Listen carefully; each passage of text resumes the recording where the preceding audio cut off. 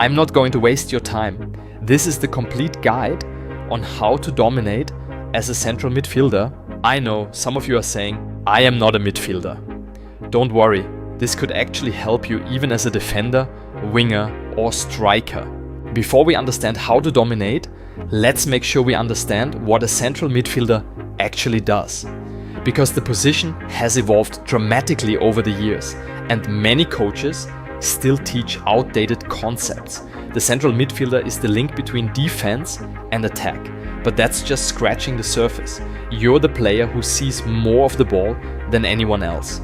You're responsible for progressing possession, protecting your backline, creating space for teammates, and sometimes even finishing attacks yourself.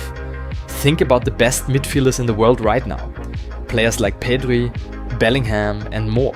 They're completely different types of midfielders with different skill sets, but they all share certain fundamental qualities. They have immaculate spatial awareness. They make decisions before receiving the ball. They know how to position their body to play effectively. They control the tempo of the game.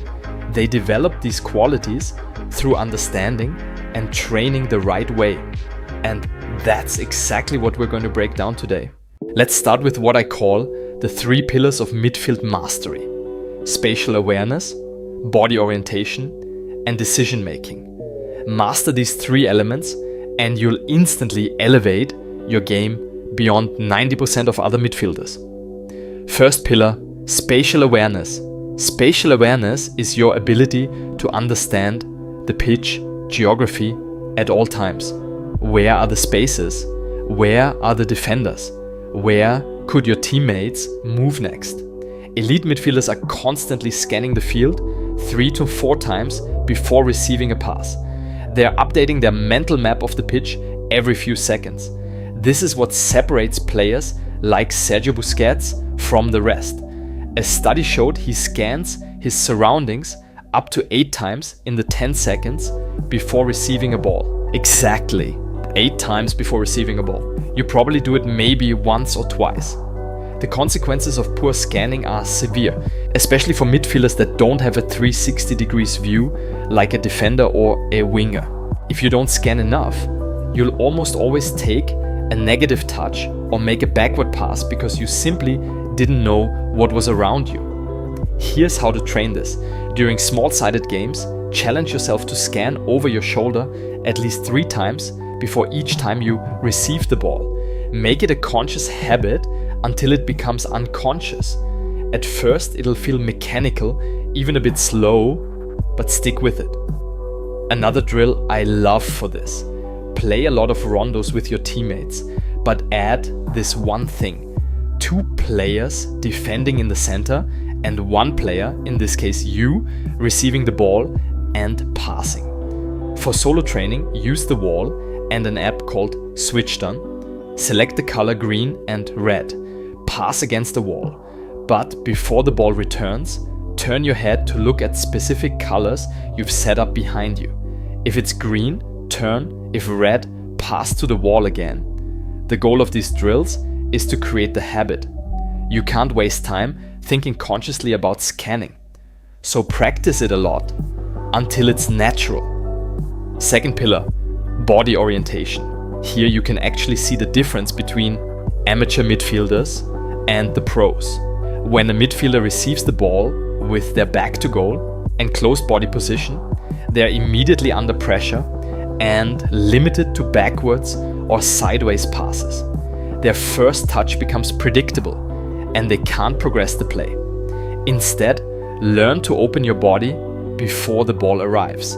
Position yourself at a 45-degree angle with your hips facing where you want to play.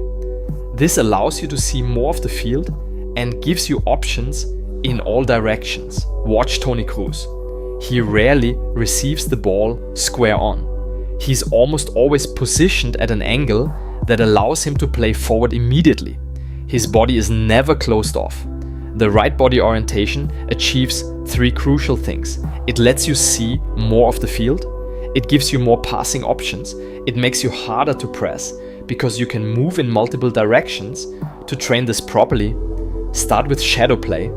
Practice receiving imaginary passes in different positions around the pitch without opposition. Focus on opening your body and positioning your feet so you can play in multiple directions with your first touch. Next, do this with a wall. Pass it to the wall and orientate yourself before receiving. Finally, add full pressure in small areas in futsal or pickup games. Focus entirely on your body position before the ball arrives. Remember that body orientation isn't just your upper body, it starts from your feet. The direction your feet are pointing when you receive the ball largely determines what options you have. Practice planting your feet in a way that allows you to pivot in multiple directions. Third pillar, decision making. The third pillar, and perhaps the most important, is decision making. In midfield, you typically have less than a second to decide what to do with the ball. That's not enough time to consciously weigh all your options. The best midfielders don't think, they play through instincts. They've played so many patterns, faced so many situations that their decisions become instinctive. There's a fascinating study on this. Researchers show that elite midfielders process information differently than regular players. How do you develop this instinct? You develop it through raw football, playing for hours in unstructured environments where you're forced to make thousands of decisions under different pressures. This is why so many of the world's best midfielders grew up playing street football or futsal. Those environments naturally develop decision making because you're constantly involved, constantly facing unique situations. Find small-sided games in your area. Play 3v3, 4v4, 5v5. Play futsal. The tighter spaces and constant involvement will rapidly improve your decision making in ways that will help you in 11v11. Do also this. Watch full matches of top midfielders, pause before they make a decision and ask yourself what you would do. Then see what they actually did and understand the reasoning. Create decision trees in your mind. If defender A comes to me, I play option X. If defender B shifts position, I choose option Y. The more scenarios you mentally rehearse, the faster your in-game decisions will become. Now that we've covered the three pillars, let's talk about the technical skills every dominant midfielder needs. First, work on your first touch. Your first touch as a midfielder is everything. The first touch is purposeful, always preparing for the next action. The key principle for first touch as a midfielder: touch away from pressure towards space. This sounds simple, but it requires complete awareness of your surroundings. Remember pillar 1. To train this effectively, 1. Wall drills with directional control. Pass against the wall, but before the ball returns, decide which direction you'll take your first touch. Vary the directions, speeds and heights of return. Practice controlling with different parts of your foot: inside, outside, sole, laces. Each gives you different options for your next move. 2. Partner pressure drill.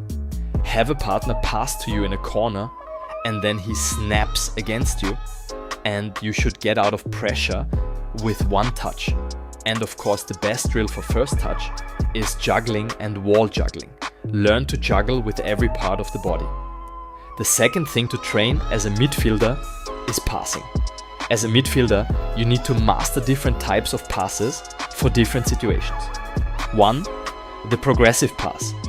These break lines of defense and advance your team up the field. Train these by passing between obstacles and targets. Focus on the weight. Too hard and your teammate can't control it. Too soft and it gets intercepted. 2. The one-touch pass. Speed of play is crucial in midfield. Practice with a partner or against the wall, focusing on redirecting the ball without stopping it. The key is to use your body position to guide the ball rather than trying to hit it with force. 3. The switch of play. Changing the angle of attack quickly is a powerful weapon. Practice long diagonal passes, focusing on proper technique. Plant foot pointed toward target. Striking foot contacting the middle bottom of the ball. Proper follow through. Start static, then add movement. 4. The disguise pass. Looking one way and passing another is how elite midfielders break defense. Practice by keeping your hips facing one direction while passing in another. For weight of pass, remember this rule. Pass to the foot if a teammate is under pressure. Pass to space if they have room to run. The weight should match the situation. A crisp, firm pass to feet. A softer pass into space that teammates can run onto. Now, for the dribbling part, we use the minimalist framework. You don't have to follow it, but I think it's a very smart way to become a great dribbler. Let's be real, you don't need 50 different skills to dominate midfield. You need to master a few key techniques that actually matter in real games. First, master body feints. If you actually master this, you have every other skill that exists in your pocket. Because every skill requires a sort of body feint, the subtle drop of a shoulder and the change in direction. Andres Iniesta and Messi rarely performed step overs or complex dribbles. Instead, they used subtle body feints to create just enough space to play his next pass. To develop effective feints, start with static movement. Practice dropping your shoulder one way and moving the other.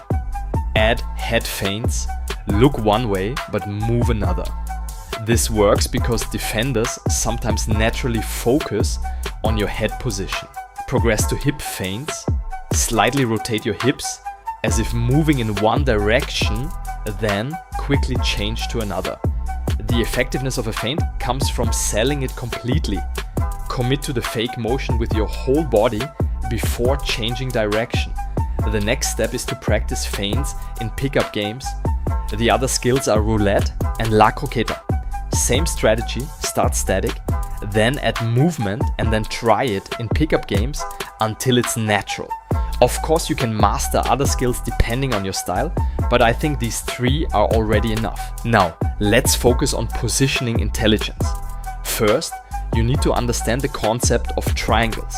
Elite midfielders are always part of at least one passing triangle. This means positioning yourself so that the player with the ball has at least 2 passing options. Train this by consciously forming triangles during possession exercises. Every time you pass the ball, move to create a new triangle. Next, master half space. Those channels between the center of the pitch and the wings. These are the most dangerous areas for a midfielder, because from the half space you can see more of the pitch, access both the center and the wing, find angles for penetrating passes, and arrive late into the box for shooting opportunities. Train yourself to recognize and exploit half spaces with this exercise. In a full-sided game, try receiving the ball in the half spaces so you are more conscious about what you can cause from that position. This forces you to recognize these zones and understand their value. Now, another ability midfielders should have is ghosting, the phase when you are attacking and you disappear from the radar of the opposing team. Train your space recognition with the freeze and find drill. During a training match, try to analyze where other players are focusing their attention. For example, when there is a cross, most of the players would go in the box. What you should do is going into the place where the ball could go in case they stop the ball. Remember, space in midfield is temporary. The best midfielders don't just find space, they time their movement into space perfectly to receive the ball at exactly the right moment. Another midfielder duty is defending. The best midfielders are also masters of defensive positioning. Understand the concept of cover shadow. This means positioning yourself so that you simultaneously press the ball carrier while blocking the passing lane to another opponent. If the player has more passing lanes, you should block the most dangerous. To train cover shadows, play a small-sided game where the passing lanes are less so you can learn first. N'Golo Kante is the master of this. Watch how he positions himself to both apply pressure and intercept passing lanes. Well, if you're still here, congratulations. You're already ahead of 99% of other players who clicked away after the first minute. You're serious about improvement, and that already gives you an edge. download the free ebooks if you haven't already, and join our community of serious players who are improving daily. Remember, hit the protocol and take action.